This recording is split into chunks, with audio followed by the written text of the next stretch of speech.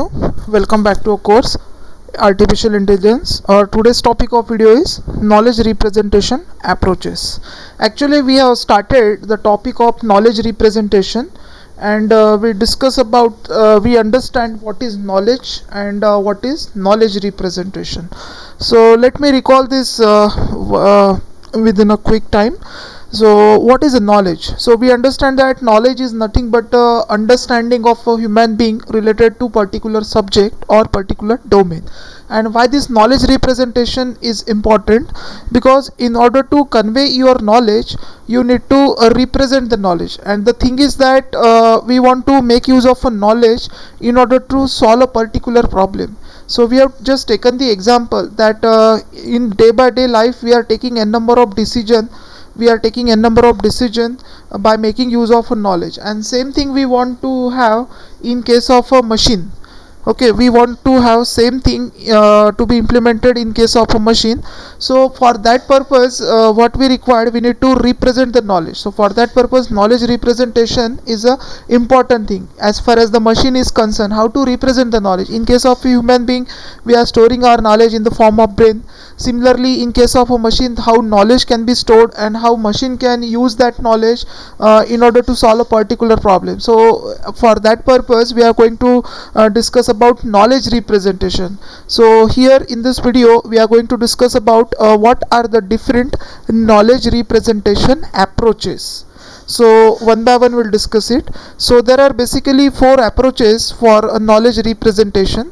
Very first one is a simple relational knowledge, then inheritable knowledge, inferential knowledge, and fourth one is a procedural knowledge. So these are the fourth approaches used for knowledge representation. So we'll discuss all these techniques, or you can say knowledge representation approach, one by one. So very first is simple relational knowledge. So simple relational knowledge is a kind of knowledge representation approach which is similar to the concept of RDBMS. See, if you remember the concept of how database is being classified based on the data model, that means hierarchical database, network database, relational database, object oriented database. So how it is being classified based on the type of structure they are using to represent the data. We know that hierarchical database stores their data in the form of graph. Then hierarchical database stores their data in the form of tree. Network database store their data in the form of graph, and in case of RDBMS we are storing our data in the form of table. And similarly, in case of object oriented database, we are storing our information or data in the form of object. Just similar to that, the concept of RDBMS, that RDBMS will make use of a table. It will make use of a relation to store the data and provide it to user. So similar kind of approach is available in knowledge representation. It is the simplest way to represent the fact. So we understand what do you mean by fact, because thing is that, see, in the human being we are having knowledge, we are storing it in our brain, we are making use of it to solve the various problems. Similarly, we want to have same thing to be implemented in the machine itself. So it's not that much easy, because we are trying to embed that knowledge into the machine, and we are just providing the way, or we just taught the machine how to make use of that knowledge in order to solve a variety of problem. So in that case this play a very important role. So in that case we have seen what is a fact. Fact is nothing but a simple truth. Just say that Marcus is a man. This is what a simple truth, or you can say simple fact is there. So simple relational knowledge is a very simple technique of representing the knowledge. So it make use of relation, as its name suggests, simple relational knowledge. So it uses a set of relations to store the fact, because where there are various facts are there, so that fact has to be stored, because suppose we want to solve a particular problem. For that purpose we require a knowledge, so that knowledge has to be stored in our brain. Suppose you learn a particular language, and after that you are developing a project. So what you need to do, you have stored the knowledge in your brain, and after, while implementing a project, you are trying to apply that knowledge to solve a particular problem. So it uses a set of relations to store the fact as that of a database. Then each fact about a set of object is set out systematically in the column. Each fact about set of objects is set out in column. So as I told you that here this is a approach where we are storing our knowledge in the form of relation, and this relation is means a table. It's a table kind of structure. I will just show you this is a tabular form, so it is called as a relation. See, try to just correlate the thing with the database, because in case of a database we studied RDBMS, so where we understand relation is nothing but a table, and the table consists of a number of rows and columns are there, and it also store the set of attributes and their value. So here you can see this is what a simple relation, or you can say table, which is having the row as well as the column. Here the row represent the record, whereas column will represent the attribute. So here we can say that a particular row will represent the name of the player. Hank Aaron is a name of a player, then height, weight, then the bats, throw. These are all the attributes of the particular player, Hank Aaron. So simple relational knowledge make use of a relation to store the fact and try to represent it. So in short we can say that it make use of a table to store the fact, and this is how you can store the fact and represent it. So it's just information of baseball players, it is being stored over there. So it is a name of player, it is a height, it is a weight in terms of pound, and this is a whether he can able to bat, miss right-handed, left-handed, like that, bat and throw. In terms of batting, he is a right-handed or left-handed. In terms of throw, whether he is a right-handed or left-handed. So that information is represented with the help of this particular table. So here you can ask the simple question to that, who is the heaviest player. So totally based on the weight in terms of pound, you can answer this question. So simple relational knowledge is that approach of knowledge representation which make use of a relation to store the fact and represent it. So this is the first approach. Then we discuss about the second type of approach, that is inheritable knowledge. Inheritable knowledge is that approach will make use of inheritance. Okay, inheritable knowledge is particular approach which make use of inheritance. Okay, which make use of inheritance concept. So we already know inheritance is a concept of reusability. There are some things generally we use this in terms of a programming language. So there we have seen that there are certain functions which already being developed, and we want to use the same function again and again. So in that case what we'll do, instead of writing the same code again and again, so it's better to inherit the things. Means it's a concept of reusability. So same thing is there. Inheritable knowledge is another kind of knowledge representation approach which make use of a concept of inheritance, in which the elements of a class inherit some attributes and value from more general classes.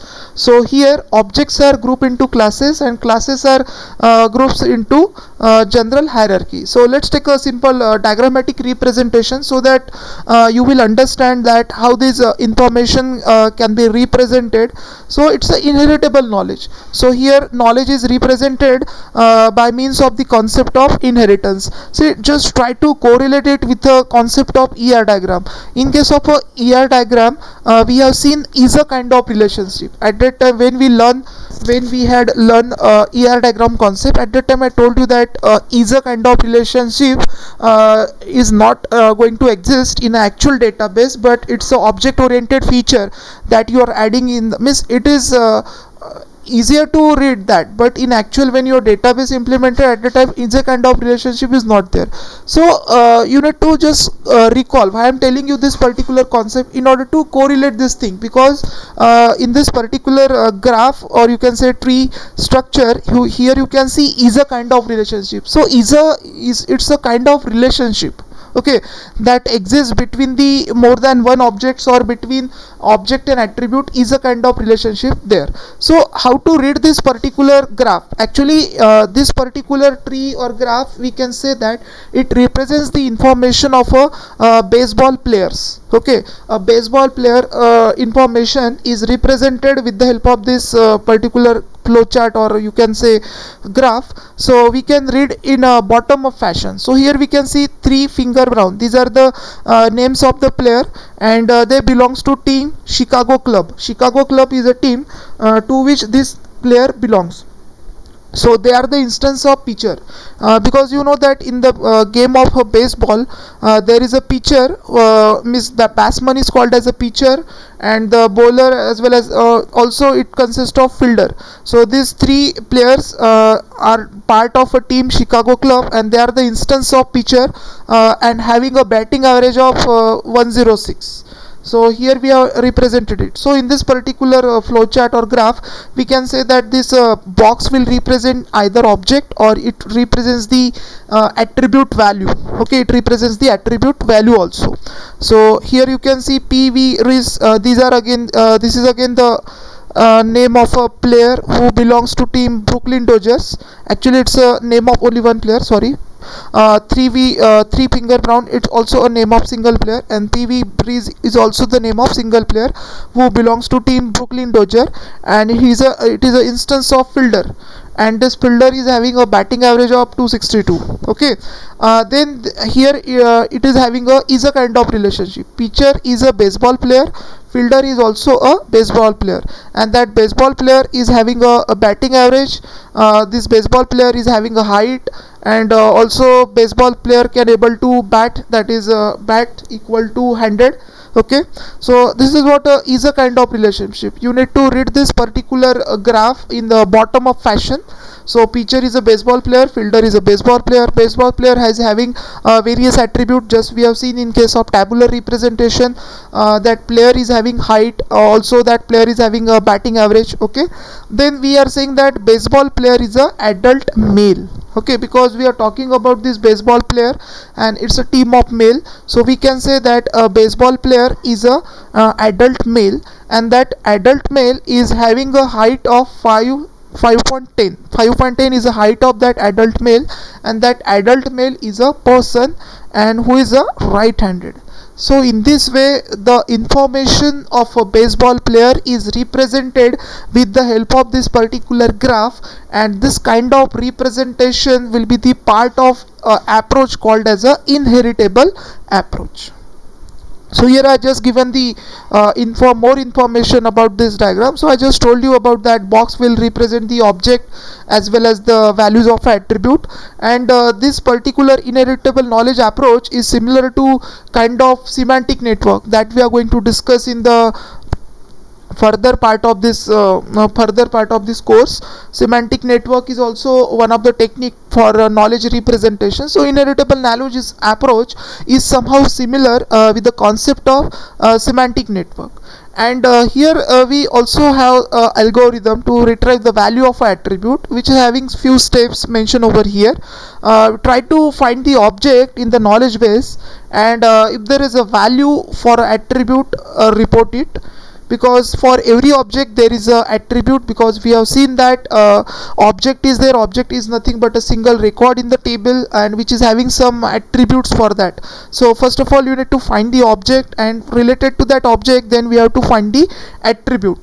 Otherwise go to that node and find the value of attribute and then report it. And fourth step is otherwise you have to search through is a kind of relationship. So this is a small algorithm, not so important, but you need to understand this. In case of inheritable knowledge approach, you need to represent the fact, you need to represent the fact by making use of this such kind of graph, which is having a easy kind of relationship, and it is a part of inheritance. Okay, so this is what the approach is, inheritable knowledge. Now the third approach for knowledge representation that is being used over here is the inferential knowledge. So inheritance is not the only form to represent the knowledge. Yes, we already discussed about it. First approach is a simple relational approach where we represent knowledge in the form of tables. Then we have seen second approach. Now third approach we are discussing. So inferential knowledge is a kind of approach which make use of a power of traditional logic, and this traditional logic can be represented by prepositional logic as well as the predicate logic. So here we are making use of a predicate logic. So just take a simple example how to represent the knowledge in terms of predicate logic. So this is what a simple fact. As we talk about a particular fact is nothing but a simple truth. So here we have written this: all dogs have tail. This is what a fact, or you can say truth, and we want to represent that knowledge with the help of predicate logic. So how to represent it? So this is what a predicate logic representation of this particular statement. So let me tell you how to read that particular statement. So this symbol is for all. So for all x, if x is a dog, then x has a tail. Again I am repeating how to read this particular predicate logic form, because in the further part of this particular course we need to solve a numerical based on predicate logic, where you have been given a set of facts and you have to convert that fact into a predicate logic. So this is one of the example how you can represent the fact in the form of predicate logic. So here we can read: for all x, if x is a dog, then x has a tail. So this is implication sign. In case of discrete mathematics, maybe learn about implications. So if then else kind of thing is there. So all dogs have tail is a is a simple fact, and to represent this fact we have this predicate logic: for all x, if x is a dog, then x has a tail. So this is what predicate logic representation of the fact, and that will be the part of inferential knowledge. So here you need to remember that inferential knowledge make use of a predicate logic to represent the knowledge. Now we are going to discuss the fourth approach used for knowledge representation, and that fourth approach is called as a procedural knowledge. So in this approach the knowledge is encoded by using some procedure. You already know about if you know the difference between C and C++, one is a procedural oriented and one is a non-procedural oriented. Okay, one is a object oriented. So here we use the approach of procedure oriented. The most common way is simply a code in some programming language such as a Lisp. So this procedural knowledge will make use of a procedure, and for this it will make use of a programming language called as a Lisp. See, Lisp is a very old programming language. It is a second oldest high level programming language after the Fortran. Fortran is the oldest programming language that use, but after that Fortran, Lisp is a second oldest high level programming language which was invented in the year of 1958. So it's too old language, but it is being used for the purpose of procedural knowledge representation. So the machine use the knowledge when it execute the code to perform the task. Yes, exactly, because we have seen that why we require a knowledge. We require a knowledge in order to solve a particular problem, because we have seen that in order to solve particular problem, what you required? Knowledge. Knowledge means what? Basic understanding about the particular domain. I just told you about the example that suppose I need to if somebody asks me whether the repo rate of a bank has to be increased or decreased, I am not able to answer it properly because I don't have the knowledge about the finance domain, right? It's who is the right person, the banking or the reserve bank person, reserve bank employee is the right person to give the answer of this particular question, because he or she is having a very good knowledge, very good understanding about that what is the repo rate, how that repo rate affects the economy, so whether it should increase or decrease by considering the current situation of corona. So they have knowledge. So that's why knowledge play very important role while solving a particular problem. So in this case machine has to use that knowledge to solve a particular problem. So how to represent that knowledge? So here this is the approach where knowledge is being represented with the help of particular procedural rules. Okay, just take a simple example. If there is a last inning and the score is less, and less than 2 batsmen get out, and batter is better hitter than next batter. Okay, then next batter is better than next batter, then allow the current batter to bat. So this is what a simple example we have taken, because we discussed the example of baseball player. See, if you see in all the four approaches, we discussed the example of a baseball team. In the first approach of a simple relational knowledge, we represented baseball player information with the help of table. Then in inheritable knowledge approach, we have shown one graph where we have represented this. Even in case of inferential knowledge, we have just represented another fact, but there we also can represent the fact for a baseball player. And in procedural knowledge especially, we have taken the example which is a simple procedure. It's a simple procedure. Means the thing is that knowledge is there, but how you are storing the knowledge, there are these four approaches are there which tells us how the knowledge has been stored and how it is being represented. So their representation is different. Just like that classification of database based on the data model in the form of tree, a graph, in the form of table, objects. Similarly, in this knowledge representation, we also have a table to store the knowledge.